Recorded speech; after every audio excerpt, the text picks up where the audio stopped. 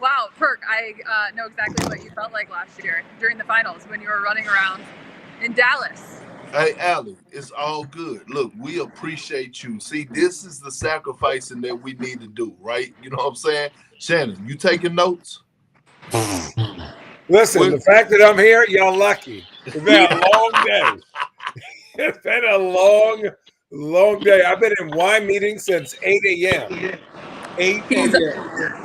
okay. you didn't So have you've to been. work out. What's that? I got my steps in. I got 10,000 steps. Well, for those of you that are joining, this is Road Trippin' YouTube Live. We're coming to you after a bunch of cup games that happened. I am in San Antonio. I actually just left the locker room, interviewing some of the Lakers. What have been your reactions? What are some thoughts? I know what I got from San Antonio and LA. I'm so glad he could join us. Is it him? No. Why are you so excited, Burke? I wasn't. I was just, I mean, you know what? Oh. Richard. Look at us. Turn your Wi-Fi on, Richard. Turn the Wi-Fi on. Hey, look, Alan, let me say this. Let me fire this motherfucker off. Yeah, I'm in a mute. Shannon, you gonna appreciate this. Today was classic, old school, mano a mano, let's duke it out type action between Anthony Davis and Victor Wembanyama. Okay, remind me of when KG and Dirk and Chris Webber and Tim Duncan used to have those battles. That's what that was today, and both of them delivered in great fashion. Okay, look, Victor Wembanyama, he didn't back down. He went out there, he put up his numbers, but AD was just more on both ends of the floor. But he had the assist of LeBron James, the GOAT. I mean, damn it, they did it in great fashion. And they got a road win today. I know, the last time the Lakers were on the road, it was a problem. JJ was frustrated. D'Angelo Russell went to the bench. The bench played well. The Lakers got a great win against a young San Antonio team who had been playing well, and they did what they were supposed to do as the defending champs of the NBA Cup. People ask me, what's the difference? And I said, if you were to put $20 on any NBA court in practice and say, yo, everyone play for ones, them boys going to work out crazy. I don't know what it is about these courts that are different. Some of them are trash. Some of them are good. And then what in the hell, Richard? Yo, I'm over here doing the best I can. I still got my suit on. Hey, do your thing, man. We not judging. Richard, I love y'all, man. I love y'all. Look. This is what we do for our people. Look, Allie's still at the arena. I just got to my hotel. I got a 7 a.m. flight, 5:15 car, and then we jump on here because of y'all. I love y'all. Yeah. Allie, what's she going back to? Churros. Allie's going to San Antonio. She's going back to churros in San Antonio. Beignets in New Orleans, okay? I got a hot take there in the morning. Facility ESPN. You got a hot what? If anyone ever comes at Road Trippin' for not doing our jobs, I'm going to smack y'all silly. Tell them. So what you guys see? That's crazy. What? Anyways, I'm going to say this. The tournament is great. The first 25 games of the season, for the most part, are extremely boring for the media. There's no trades. People are trying to figure out rosters. What this does is it puts people in positions to show out. And every single time we have an opportunity to show out, they do. These games have been amazing. And last year, I had the opportunity of calling the game Wemby versus AD the first time in San Antonio. And AD looked at us, myself, Grant Hill, and looked at us and goes, hey, he's nice. But then all of a sudden, AD the next play dunked on him with the left hand. Wemby said, clap like Kobe, said, yo, give me that rock, and tried to boom on him and got an and one on a layup. So that competitiveness is what I appreciate about not only AD, but Wemby, and like the guy that is most underappreciated in the league versus the guy that has gotten the most love, I think, without doing anything yet, but is the future of the league in Wemby. obviously, Rich, you were on the call, but I will tell you just from my vantage point, because I had a seat right behind the scores table. So when they would check in, I thought a couple times, speaking of the competitiveness of Wemby Channing, there was twice in particular, whether he was sitting on the scores table before checking in, calling out assignments, and then the one moment down the stretch that he had kind of a back and forth with Chris Paul when CP hit the three, and just the emotion that came from him. And CP, I mean, they shared 2 handshakes running down the floor because there was this like an appreciation, I think, too, from Chris Paul to see that. No, but it's just you see the energy amongst teammates. Like when they hit that first three, I think Wemby, he was arms up. Lakers called a timeout. He's screaming and yelling, and it's just like, yeah, I like that energy. That energy. And look, we've criticized Anthony Davis in different ways about like, hey, let's get some victories versus Jokic. Let's get some victories versus Giannis. Let's be. He has been everything that anybody could ever ask of AD. Toughing through his eye, messed up, bumping knees, and getting up there and knocking down free throws. I'm being serious. This is the most aggressive version I've ever seen of AD since he's been in the league. Most aggressive. Whoa! Now, whoa! Ever? Yes, ever. Yes. Yes, ever. Even Channing, he's leading the league in scoring, and we're 12 games in. He's top 5 in rebounding. He's still doing what he's doing on the defensive end. AD is. You tell me when you've seen a more aggressive AD. I'll wait. Hey, you can't. You can't. Second or third year, my guy was going crazy. Stop that. It's a difference, right? It's a difference of having a Pelicans jersey on and doing it and having a Lakers jersey on and doing say that. Damn it, there's certain standards. No, but the Pelicans, no, don't do that. His stats were good for the first round team. Really quick, you're in great hands. I got to run before the bus leaves me. Right. Love you all. Continue. Right, bye. Go ahead, Alex. Go ahead. We will catch you. Hey, look, listen. Here's the thing. Right? Lord, here we go.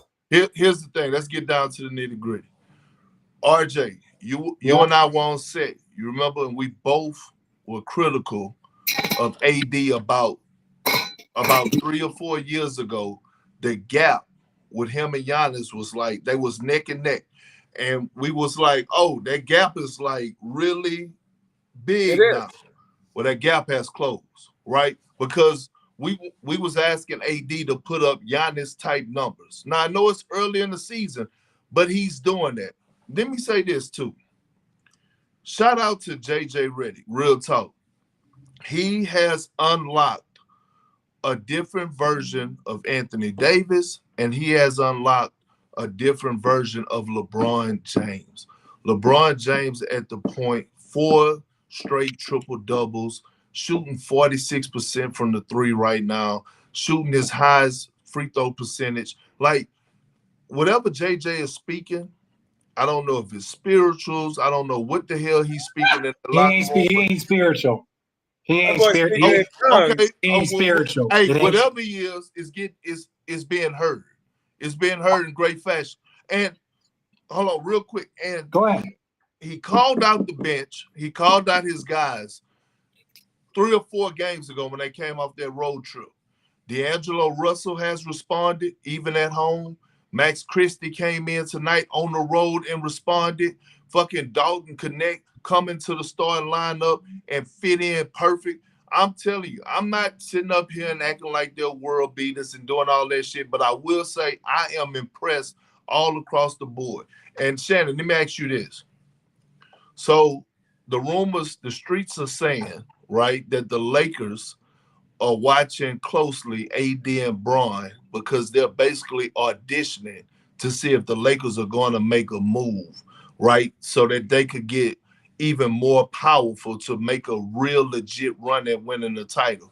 If you're the Lakers, do you stand pat and continue to watch Austin? Hold on, don't frown up. Don't frown up because Austin Reeves been balling. Keep talking. Let me make I can't help my facial expressions good and bad. Richard and I made the same face. Okay, my bad. Okay, I'm asking. It's like when he put a pickle on a hamburger. You're like, why are you fucking up? I'm asking. Why are you fucking up? Do they stand pat by looking at the Western Conference with all the injuries? Dallas is looking suspect right now. Like, it's a mystery. Do you stand pat or do you continue to keep building, take it day by day, and when the right move goes, you strike for it. And what is the right move? I don't know what the right move is when you have a chance to be a championship contender. Now, this is the thing. Do you want to leverage your future, right, in a couple of picks and your flexibility, knowing that you got Boston on that other side, knowing that you got Boston on the other side? Now, for me, I look at it this. The Lakers and AD and Bron, they look like they're on the cusp. One more player, whether it's a perimeter defending guard, whether it's another shooting guard, like I kid you not, like even somebody as simple as Dennis Schroeder, to me, right, we forget, like it doesn't always have to be a big piece. We see what he's doing in Brooklyn. So I'm not big on like, oh, we got to go and do this. You have a chance to win a championship again. LeBron James doesn't grow on trees. Anthony Davis doesn't grow on trees. You're running out of time with LeBron James. Anthony Davis is getting older, and he has an injury history. I'm not saying jump, but if you don't make any moves, then you're telling me that like, oh, well, we're going to stand pat because we like our picks in 27. We like our picks in 28. I get it. I'm always the person that if you have a window, maximize the window, figure it out after. Figure out the window after, right? So that's my thing. You can sell inactivity because Bron and AD are carrying it on. But I want to talk about Max Christie. Max Christie was out of the lineup, and we've all been young players in this league where our OGs are like, bro, you just need to do two or three things. Offensive rebound, he got an offensive rebound putback. Defend, he defended like, oh my God, I was out the rotation and I want to stay in this motherfucker. And then he was just aggressive the whole first half. Bron gave him love. I was giving love throughout the first half. But it's like, bro, why do you think they jumped Dalton Connect over you? Why do you think they jumped Cam Reddish over you? If you do what you're supposed to do, neither of those guys get the opportunity. But both of them, Dalton Connect has an aggressive offensive game. Cam Reddish is an aggressive defender. You're an in-between guy. So you got to play with energy or you're going to be back at that end of the bench. And I mean that with respect. But guess what, RJ? He answered it. And look, it's okay. I always preach that it's okay, especially when you're dealing with young guys who's battling for minutes, to have competition within the locker room. It's actually healthy for the organization. Go ahead, Shannon. My bad. No, you're good. I feel like, one, let me address what that person said is the Lakers should be blowing these low-tier teams out. Stop it. It is hard to win in the NBA. Thank you. It is hard to win. These are pros. These are the 450 best players in the NBA. San Antonio was one of the best. I'll tell you this story. Steve Nash, when we swept the Spurs when Richard was on, remember, look up when Amari Stoudemire dunked on him. When we swept them, Steve Nash was bawling like a baby because he won 2 games in San Antonio. 2 fucking games in San Antonio. To beat any team any year is hard. You know what's easy? Being a loser, because there's always an excuse. Every bad team has an excuse. Well, he ain't doing what he's supposed to do, or he ain't doing what he's supposed to do. So to win a game and build on your team, like San Antonio is building. They put their best limelight out for the Lakers. The Lakers, whether they won or lost, no one's going to care, or how much they won by, no one's going to care. They're going to say, AD played aggressive. Your bench is getting better. You're more honed in defensively. That's how you build. And then when you play 82 games, you got to win all the games. Channing, how many NBA finals have you been to? 2. And how many conference finals? 3. Like 3. Perk, how many NBA finals you been to? 5. I've been to 4. No, I've been to 4. So between us, we have, God, I can't even do the math. Almost 10. 5, 9. We got 11. We got 11 NBA finals and we got 12 conference finals. I say all that to say, people, we are coming here from being at the top of the mountain and being very blessed and all. It is fucking hard to win games in the NBA. It is so hard. Like, we played 45 years, and we are one of the more successful trios, right? From a team success, we're expressing to you, there is no, oh, you should be blowing out these lower tier games. Do you know how many 1 seeds play an 8 seed and it's a battle. Perk, when you guys won the championship, you guys went to 7 games and against the 8th seed, right? And I say that to say is that, like, yo, people that think that you should be doing something, Wemby's coming off shooting 50% from 3, a 50 ball, all this stuff. You're not going to just walk into you're not going to walk into San Antonio and can we talk about Castle? Castle but look, he looks like a grown man. He is a grown man. Let me add a little sprinkle on to that what you and Shannon was saying, a little follow-up. Look, this league right now, the NBA, the talent is spread out, man. I'm telling you. Don't look at the Detroit Pistons and think something is sweet. Like, oh, the Detroit Pistons, they're playing the Celtics. The Celtics are going to smoke them. No, they're not. The Detroit Pistons are playing their ass off right now for Bickerstaff. Don't look at the Brooklyn Nets, who then beat the Bucks. They bought out the best in the Celtics this season. They just lost on a game winner to the Knicks. They're going to compete. They're going to compete. And it's so hard. The last thing I will say, anybody saw Giannis almost crying after he dropped that 59 piece against the Pistons? They should have lost. They should have lost. They should have, but you know why I think he was so emotional? Because he finally, he realized I just had to give everything and more, which he always do, just to get a fucking win. It's that fucking hard to get a fucking win. And he was like, Detroit. Yeah, he was like, oh, damn. Because Giannis been, for the last 3 or 4 years, he's been spoiled because they've been winning so easily. It's not like that no more. You got to strap this shit up. Speaking of wins, I'm hosting today. I called this, I'm hosting. So I'm tearing y'all up. I need to hear what y'all talking about. Y'all Cavs, bro. No Evan Mobley. Go get a good-ass win tonight against the Chicago Bulls, who's been playing well. Beating people. Man, I need to know, is it real? You know what I'm saying? Or is it fake? I got my thoughts on it, but I'm asking. Come here. This is why I think it's real that I want to hear from Channing. I think it's real because if you looked at it every year, they've gotten better. Last year, they win a tough Game 7. Even without Jared Allen, they win a Game 7 against Orlando. Then they go and play well. They played well against Boston. They played well. Not saying this and that, but it's like they could win a game or 2 against Boston. So for me, if you look at the progression of them, are they like Boston's so loaded? I'm not disrespecting Boston. But if you tell me right now that it's Boston and Cleveland are the number 1 and number 2 teams maybe in the league, I don't see any argument. You got no Chet for a few months. We don't know what his situation is going to be. Dallas still trying to figure it out. Minnesota still trying to figure it out. They just got Julius Randle. But right now, there are 2 teams that I see locked in at the highest level, and it is Cleveland and it's Boston. Yeah, I'm with you. Shannon? I have said, and I'm going to stay on my stance until I'm proven guilty, and guess what? I'm going to chug a case of beer if Cleveland. You do that anyway. Yeah, probably. Case of wine. I think this team is going to dominate the regular season.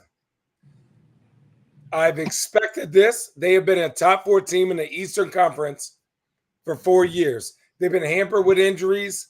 I think Donovan Mitchell's sense of place has allowed him to go, oh, hey, Evan Mobley, you're good.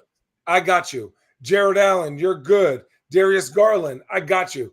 I don't need 50 tonight. Oh, y'all need me? I got 50 for you. Done. That type of maturity is what makes them dangerous. Now, doing that during the regular season is hard. We just talked about that. It is hard.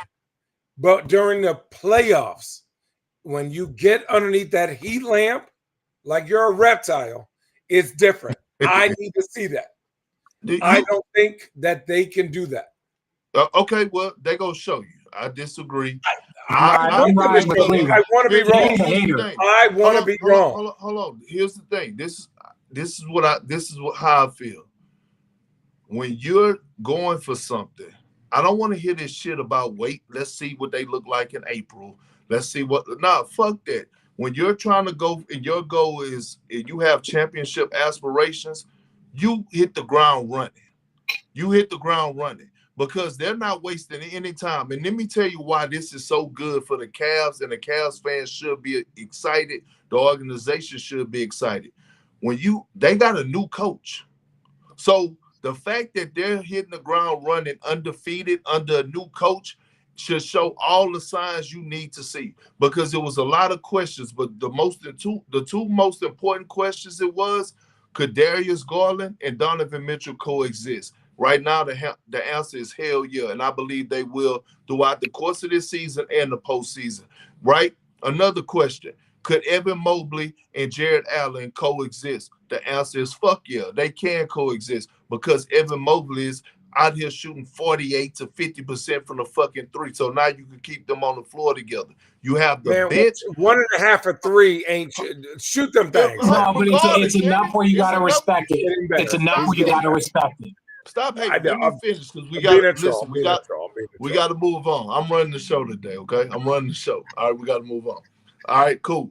Me and Richard agree. The Cavs are the real deal. Shannon, they are the real deal. I'm not saying they're not. No, don't switch up. You on this? They're not championship contenders. No, you on the bullshit thing talking about. They're not championship contenders yet. Okay. That's your thought. That's what I'm saying. All right, we move on. We're gonna get through these quickly. Okay, listen. The Rockets playing. Ime Udoka got them boys balling right now. Mm-hmm. You know what I'm saying? They playing some great basketball. But look, before we go, because this is a quick one. Before we go, who y'all got tonight? Tyson or Jake Paul? If Jake Paul, I got the script. We got the script already. I want Tyson. I want Tyson to knock him to another fucking planet. I don't know who's gonna win. He's 60. Richard, we're 40. Well, that's not what I said. You would take a punch from Mike Tyson? No. Never. Okay. I don't want. No, and Jake's a boxer. We're not going to disrespect Jake and say he's not a boxer. He's a boxer. He's a boxer. That's what he's been trained to do. His celebrity has put him in this space, and they make money. Mike Tyson's doing this because he's about to get $5-10 million at least. At least he's going to get that. Right? He's going to get a cut of the pay-per-view. This is a huge payday for Mike Tyson. So fucking happy for him. But I hope Jake Paul gets his tattoos knocked off him. Yeah. That's my opinion. Perk, we love you, brother. We appreciate y'all. You know, I got a halftime show to do. I know. We'll do your halftime. We love you guys. Appreciate you guys stopping in with us, fucking with us. And I'm not staying just to talk. I'm not staying to talk to you.